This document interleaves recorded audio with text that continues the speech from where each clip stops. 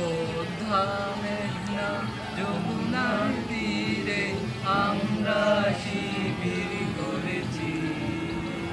পদ্মা মেঘনা যমুনার তীরে আমরা শিবির করেছি।